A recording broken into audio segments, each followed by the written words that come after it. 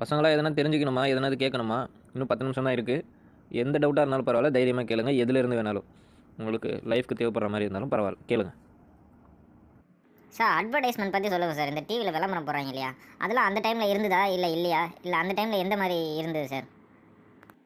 சூப்பரா தம்பி, சூப்பரா. நல்ல கேள்வி தானே கேட்டிருக்கேன். வா, நான் சொன்னால் நல்லா இருக்காது, நம்ம பார்த்துருவோம். நான் காட்டுறேன், வா.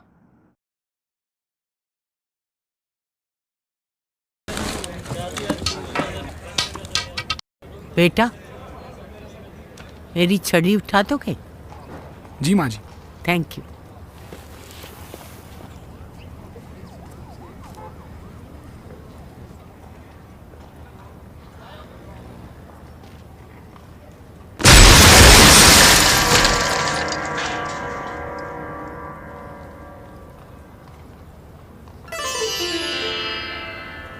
थैंक यू बेटा, अच्छा हुआ तूने कुछ नहीं किया।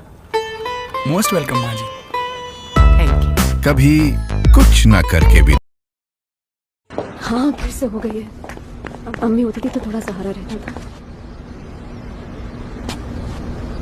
एक चॉकलेट अम्मी के लिए। लाइफ बहुत टफ हो गई है यार।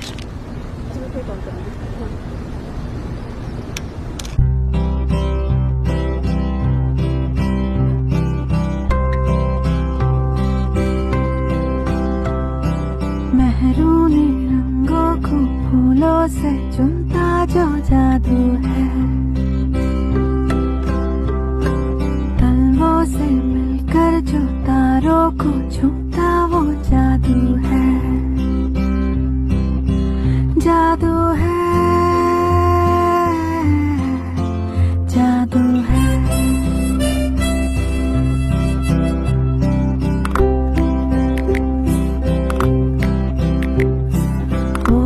की बूंदों को उंगली पे बिनता जो जादू है, आपका चेंज। सुंदर सी दुनिया को सुंदर ही रखता वो हैप्पी बर्थडे अम्मी।